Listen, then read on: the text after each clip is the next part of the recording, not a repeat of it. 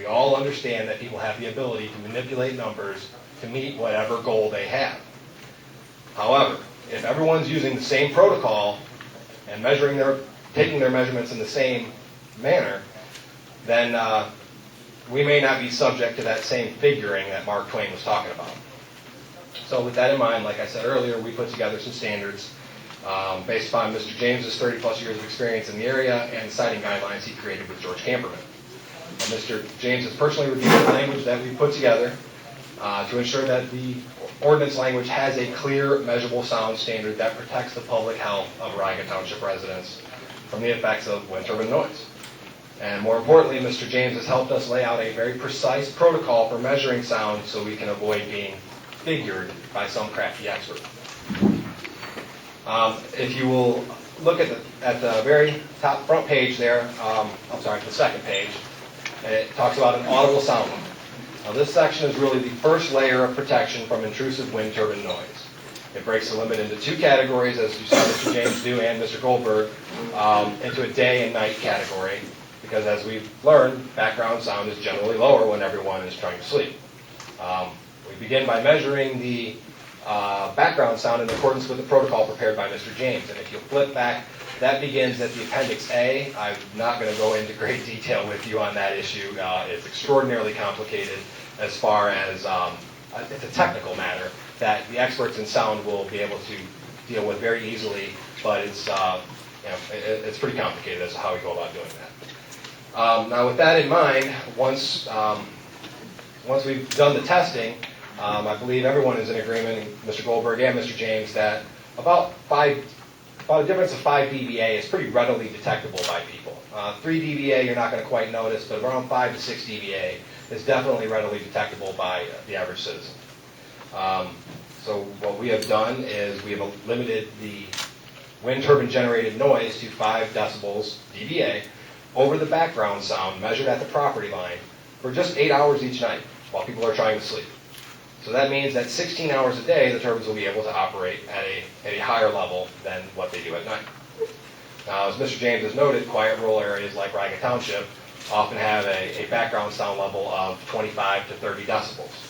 So we've added some additional protections in here that in the event that background sound is unexpectedly high and comes in at 30 to 32, 33 decibels, the proposed ordinance, the language that you have in front of you, would still limit the sound to 35 decibels to avoid the potential impact upon a resident's ability to sleep. And as we saw from the charts Mr. James displayed, we get into sleep disturbance somewhere around 30 to 35 decibels.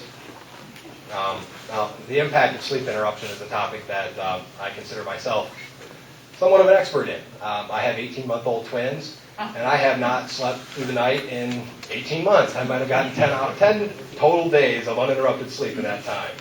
And don't get me wrong, I love my kids. I wouldn't trade them for the world. They're the reason that I'm here tonight, trying to make sure that they get the protections that they should be afforded. But as the old saying goes, you don't know what you have until it's gone. And when you're not getting regular sleep, it certainly is apparent. Sorry for the diversion. We'll get back to this. Now, the proposed ordinance language that we provided, as I said, provides for a higher sound limit during the day. That's because most people are not trying to sleep at that time. It will have less of an impact upon them, and it'll give the wind turbine developers some greater leeway in operating their turbines during that time frame. And from 6 a.m. to 10 p.m., 2/3 of the day, they'll be able to operate at 40 dBA, measured at the property line of a non-participating parcel.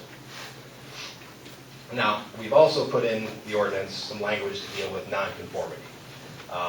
There will, at some point, be a noise generated by the turbine that's going to exceed that 35 or 40 decibel sound limit. We're not going to force them to shut down the turbine every time there's a squeak or a bump or a click or what have you.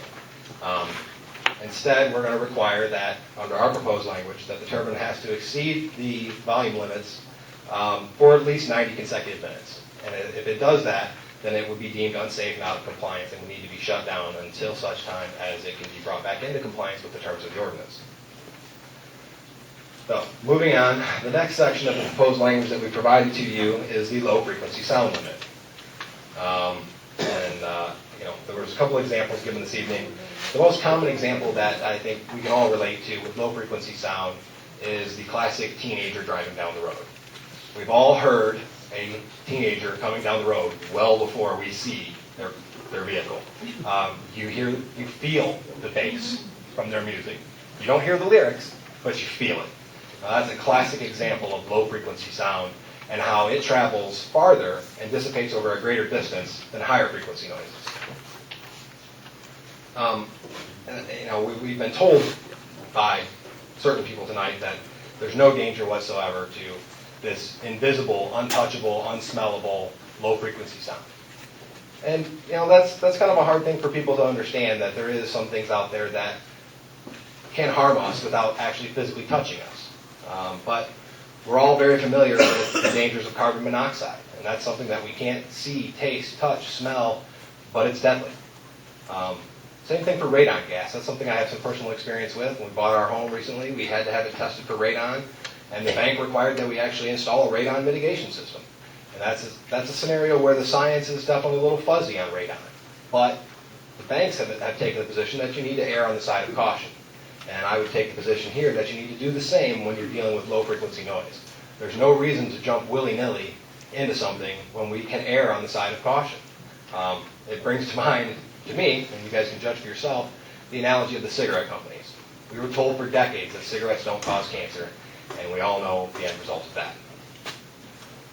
Now, the low frequency sound section may be the most important language in the entire ordinance. As Mr. James has pointed out, there are numerous scientists that have evaluated low frequency noise, including Dr. Pierpont, who has been attacked pretty heavily by the pro-wind industry. But Dr. Salt has been virtually unassailed so far. You'll see a chart in the back of the room there next to Mr. Gould detailing how low frequency sound affects the inner ear and the small hairs in your ear, and that's the research according to Mr. Salt, or Dr. Salt. And according to Dr. Salt, damage can occur to your inner ear at 40 decibels below human perception. So again, what we can't see, hear, feel, taste, touch can still cause harm.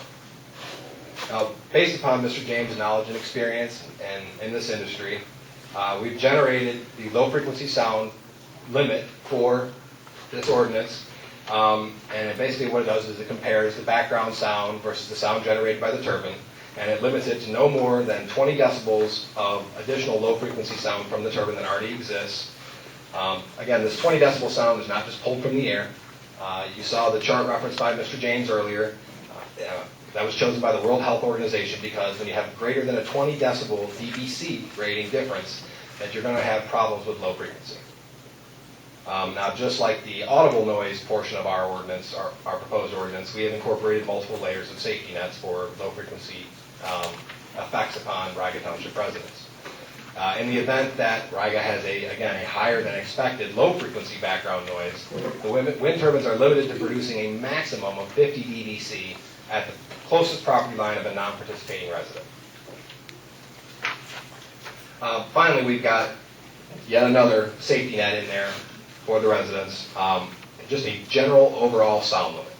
And this would be a home-based sound limit, as you heard Mr. James reference, that the real important measure, while we want to make sure people have free use of their entire property, we want to limit the noise that goes onto their property.